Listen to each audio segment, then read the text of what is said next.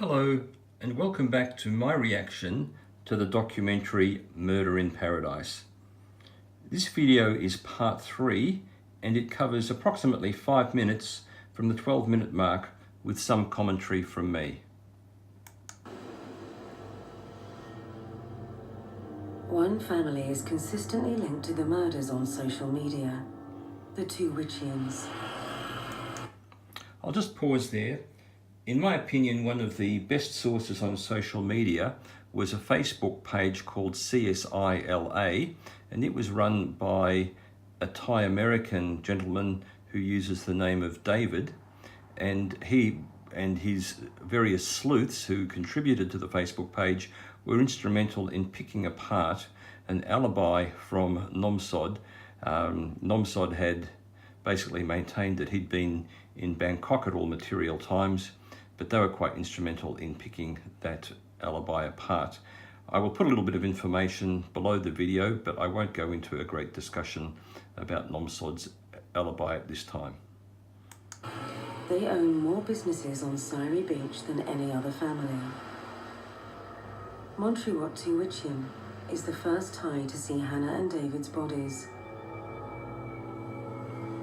He then appears to play a major role in the police investigation. First, he is seen in a restricted area as the police gather forensic evidence. ไม่พอพี่ไปจับต้องอะไรด้วยใช่ไหมไม่ก็ไม่เห็นจะผิดอะไร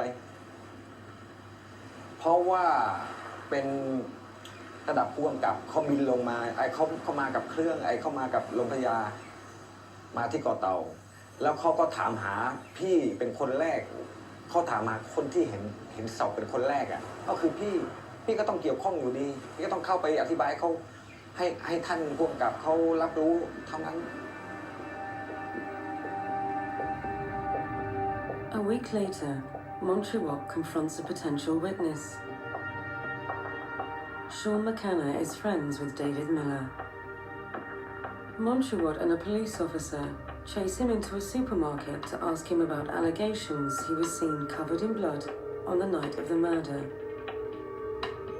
Sean posts to his Facebook page, "Thai mafia are trying to kill me." Sean escapes and leaves the island, not before giving this interview to a British newspaper. Then they just said to me, it was you who killed them. You've got 2 people's deaths in your hands. We know it was you. You're gonna hang yourself tonight. You're gonna hang yourself tonight. We're gonna watch you hang. But you died tonight. So I just ran. I just left and ran. You think they are connected to what happened to I think they needed a scapegoat. Montriwat disagrees. He says Sean ran away when he started asking questions.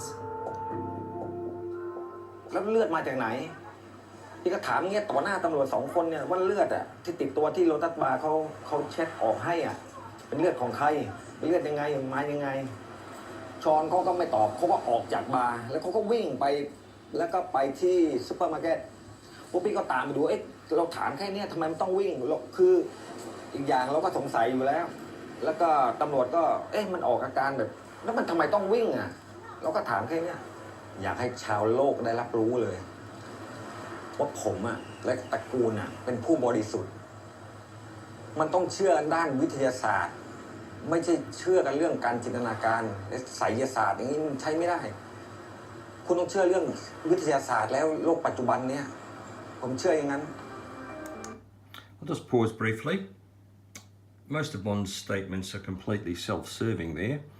He does mention forensic evidence, but I will, in later parts in this series, submit that a lot of that so-called forensic evidence was really based very much on scientific fraud.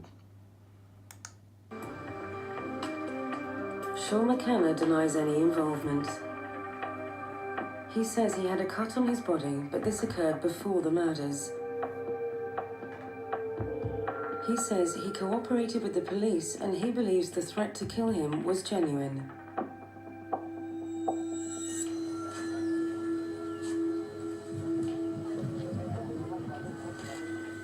The police are still trying to identify the DNA profiles of the two Asian men.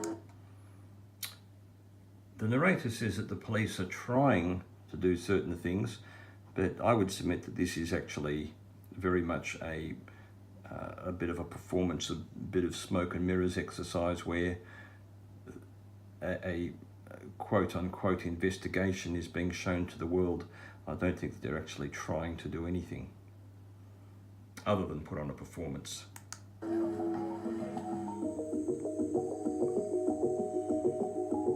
They focus upon the Burmese migrant community. This is also interesting. Yes, the focus was on the Burmese migrant community. At other times they focused on Sean McKenna. They focused a little bit on the Ware brothers who came out from Jersey with David.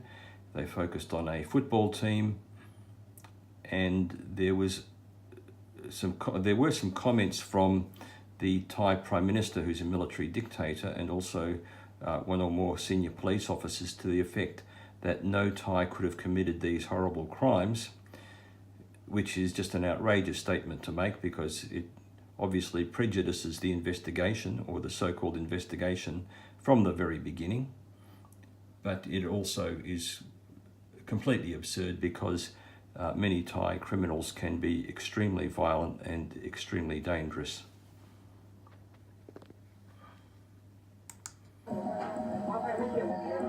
Burmese outnumber Thais on Koh Tao. They are the engine of the island, doing most of the jobs in hotels and bars. Many of them enter the country illegally. Andy Hall is a migrant rights campaigner. He says the Burmese are treated poorly by the Thais. They're very much unrespected, unwelcome and unwanted. So people take from them what they need in terms of their physical labour, their manual labour, but they don't give them the rights, and they're very high risk of exploitation, abuse, whether by brokers, by their employers, or also by corrupt officials. 13 days after the murder, Andy Hall gets reports the police are brutally targeting the Burmese. So we started to get calls from workers who said they were being tortured or abused as part of the investigation into the case.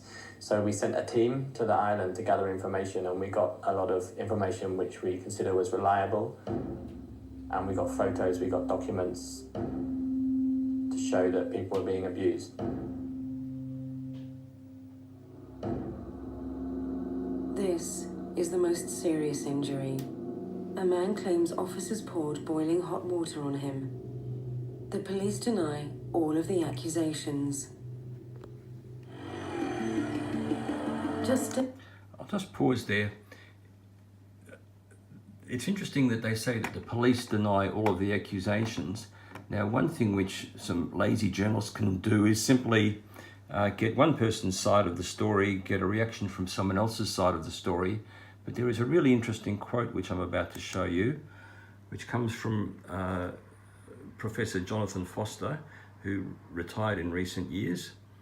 But it says that if someone says it's raining and another person says it's dry, it's not your job to quote them both. Your job is to look out the window and find out which is true. Now, it is good that the director and the researcher had Andy Hall to quote there, but he was really only just one person, and it would have been good if they had done a little bit more to highlight for people in Britain and elsewhere what the Thai police force was really like. For example, here's a story that came out in early October of 2014. This one was reported in the Daily Mail. It appeared in other publications as well. But it says, taxi driver says he was beaten up by the Thai police investigating murder of 2 British backpackers because he refused to accept a bribe to give false evidence.